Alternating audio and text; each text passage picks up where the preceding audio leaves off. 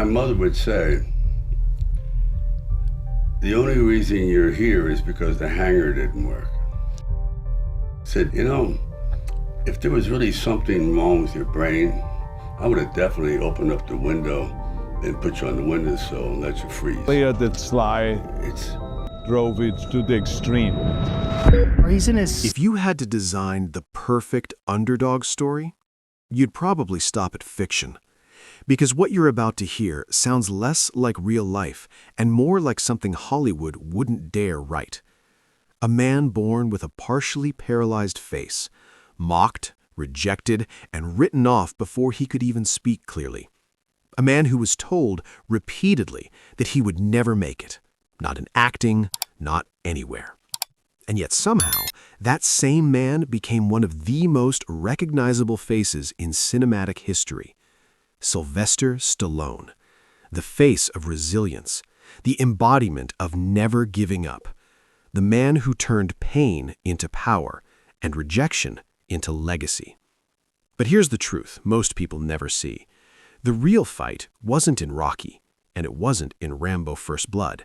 It was behind the scenes, in empty audition rooms, in freezing nights with no money, and in moments so dark, even success couldn't save him. Because before the fame, before the billions, before the legend, there was a boy who wasn't supposed to win at all. July 6, 1946. A charity ward in New York City. Complications during birth, panic in the room, and then one irreversible mistake. Forceps slipped. Nerves were torn, muscles damaged, and just like that, the left side of his face was permanently paralyzed. His lip drooped, his speech slurred, his expression frozen in a way the world would never let him forget. From his very first breath, he was labeled different, broken, wrong. But the physical damage was only the beginning. His father, Frank Stallone Sr., was harsh, explosive, and unforgiving. His mother, Jackie Stallone, was obsessed with image, fame, and perfection, and their marriage, a battlefield. Young Sylvester wasn't protected from it, he was caught in it. I wasn't wanted, he would later admit. Not as a dramatic statement, as a fact. By age 5, his parents divorced, and he became a problem to be passed around. Relatives, boarding schools, anywhere that would take him. But school wasn't an escape. It was worse. Kids mocked his voice. They mimicked his face. They laughed at the way he spoke. Teachers assumed he was slow, not because he was, but because he didn't sound like everyone else. By his teenage years, he had been expelled over a dozen schools, not for stupidity, for fighting. Because when you can't defend yourself with words, you learn to fight with your fists. At 16, he was sent away to Switzerland, alone, isolated, misunderstood. And for the first time, the pain wasn't loud anymore. It was quiet, heavy, suffocating. He later admitted there were moments he thought about ending it. That's how far down he had fallen. But something stubborn, something unbreakable, refused to let him disappear. And that something would become his greatest weapon. He returned to America with nothing. No degree, no connections, no plan. Just a dream so unrealistic it almost sounded like a joke. He wanted to be an actor. In an industry obsessed with perfection, with a face that didn't move properly, a voice people struggled to understand. Hollywood didn't just reject him, it dismissed him instantly. You look wrong, you sound wrong, try something else. So he did. Anything to survive. He cleaned lion cages at the zoo. He slept in bus stations. He sold everything he owned. And then came the moment that broke him the most. He sold his dog, his best friend, for $50. Not because he wanted to, because he had no other choice. March 24th, 1975. He's sitting in a tiny apartment, watching a fight. Muhammad Ali versus Chuck Wepner. Nobody expected Wepner to last, but he did. Round after round, punishment after punishment, he refused to quit. And something clicked.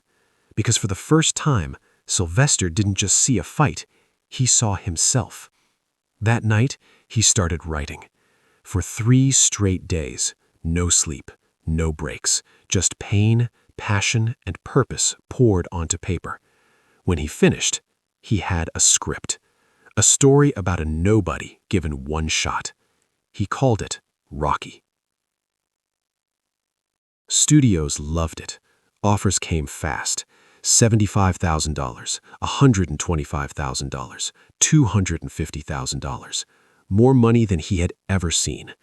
But there was a catch. He couldn't star in it. They wanted a real actor, a marketable face, someone normal. They offered more. $300,000, $400,000. Still no. Because he understood something they didn't. If someone else played Rocky, it would just be a movie. But if he played Rocky, it would be real. So he bet everything on himself. The studio finally agreed. Low budget, fast shoot, no safety net. If it failed, he was finished. But it didn't. It exploded.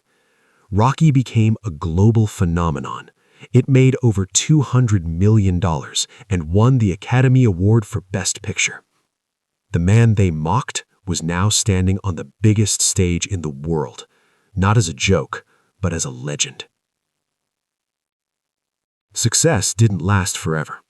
By the 1990s, everything changed. Audiences moved on, critics turned brutal, and Hollywood lost interest. Movies flopped, roles disappeared, his name became a punchline. The same man who once ruled the box office was now being written off as irrelevant. Again. And this time, he was older, slower, easier to forget. But here's what people misunderstood about Sylvester Stallone. He wasn't built for comfort. He was built for survival. So when the world counted him out, he did what he had always done. He went back to the beginning.